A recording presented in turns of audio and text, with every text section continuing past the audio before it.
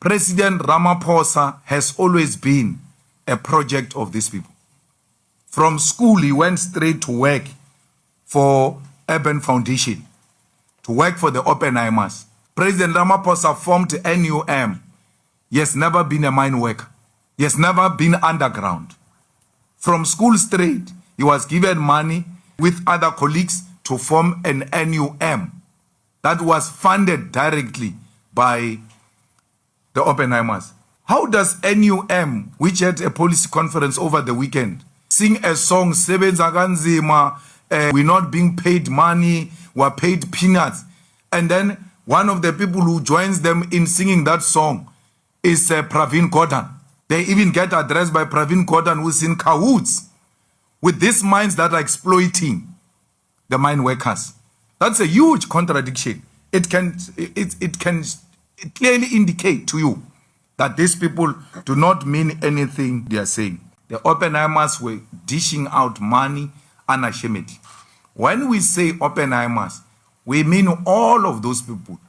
Oppenheimer is a representative of those multimillionaire families of the Ruperts and the Minels and all of them who have been pumping money to try and manipulate the political landscape in South Africa, and that has successfully failed. So what do? We retreat back to our traditional political parties and then unite them. The IFP is not an organization outside the Oppenheimers. It was formed by them. Who in his rightful mind will give Tlhabisa 20 million? Because he can't even speak to that 20 million himself. So why would someone say, yes, 20 million to Tlhabisa? To do what with it? Tlhabisa was given 20 million and then he was pushed out of the campaign. The campaign was run by the chairperson and the premier candidate of the IFP in KZN. I found Tlhabisa campaigning in Malamulele. I'm like, what is he doing in Malamulele? That's how much he was pushed out of the campaign. But the money was put inside the IFP because the IFP is an entity of the Oppenheimer family. You have all seen at the Prince Mangosuthu Buthelez's funeral, where no less than 4 members of the Oppenheimer family are in attendance. There is a video of them greeting President Ramaphosa at Prince Mangosuthu Buthelez's funeral. The Oppenheimers did not go to Mandela's family. They were not a factor in Mandela's family, a funeral. The Oppenheimers did not go to Obama's lecture in Johannesburg about Mandela, that memorial, what. They were not playing any role. But in the Prince Mangosuthu Buthelez's funeral, they played a prominent role. Why? The Oppenheimers wanted Prince Mangosuthu Buthelezi to be the first black president of South Africa. They never believed in the ANC and Nelson Mandela.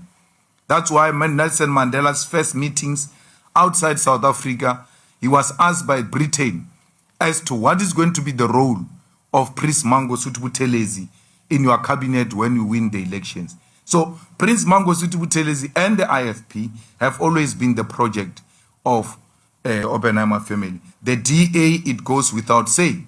They control it. Now, they've got hold on the president of the ANC, and the situation demands that they must all come together. The DA complained and supported the impeachment of the president. The DA complained about Paul Mashatile. The DA complained about all the corrupt people. All of a sudden, they've got nothing to say about those people. That is an indication that someone came to take out the brain and said, we're moving this direction and we don't want to be questioned. Why would all of a sudden the DA see holy and good leadership in the ANC when they've not throughout the years? Is because when the numbers put together, the Oppenheimers see that they will still continue to be in charge. So the ANC played with an opportunity to isolate imperialist forces and the white monopoly capital in South Africa. This was an opportune moment for progressive political formations to come together. The president says to me, we cannot form the GNU without a DA because we want a non-racial GNU. I asked him a question. Are you saying the ANC is not a non-racial organization? Because the ANC is a non-racial organization without the DA. So why would it say when it comes to government, if there's no DA, we are not non-racial? But when they run their daily activities, including in their constitution, they are non-racial. I said to the president, there are white people in the ANC, in the EFF, in all the progressive formations. White people are found there. If it's about the question of non-racialism, we can still find white people from amongst ourselves. It's not the question of non-racialism. We are not opposed to white people. We are opposed to white supremacy. We are opposed to racism. We are opposed to Afrikanerdom. We are opposed to white monopoly capital. Any other progressive name that gets to be put forward by the president of a white person, Indian person, colored person, African person, as long as that is a progressive name, will support it. I said to the president, we voted for the DA in 2016, where you, comrades, were arrogantly defying and denying us an opportunity to work together in 2016. We said to you, let's work together. You said, no, we don't want to work with you in the arrogant manner you are doing. What did we do? We pulled out where the DA was defeating you. We folded our hands. And I said to him, to show you it's not a question of race, and don't leave here saying I'm anti-white people. In 2016, we refused to participate in municipalities with the DA led by a black person. It was led by Maimani. In Joburg, it was led by Mashaba. We still said, we don't care who are the faces. This organization is a tool for imperialism and for white monopoly capital. So it's not about color. It's about the party that represent backwardness, a party that is a racist organization, a party like Freedom Front that says part of its conditions to go into a coalition is that we must declare Orania as a white Afrikaner land. And you say to us, we must go and participate in such a coalition. We'll never do that. Remember, when you are in cabinet, once you are defeated in argument, those decisions are binding on you. As a disciplined member of cabinet, you must go and defend that Orania must be a land of the Afrikaners. We will not do that. We will rather die without occupying positions in government than to allow white supremacists and racists to thrive. It does not mean we must sleep with Zionists with our eyes open. We're not going to do that.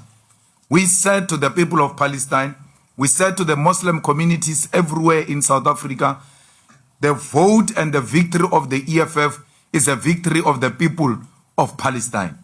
Those Muslims who voted for the EFF, those Muslims who have voted for the ANC, what are you saying to them when you go immediately in bed with the people who have supported a genocide, the killing of innocent women and children, and we must close our eyes in the name of inclusive government and overlook humanity?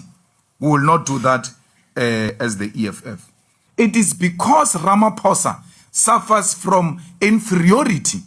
He cannot work without white supervision.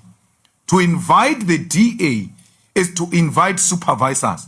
It's not to invite progressive white people to come and join hands with us to rebuild South Africa. So we reject this government with everything it deserves, for as long as it puts in white supremacists, it puts in Afrikanerdom, it puts in colonialism and imperialism, will not be part of the neo-colonial government. Comrades and everybody else who seek to persuade us otherwise, we are making a plea, leave us alone. If this is our natural death, let us die with our boots on.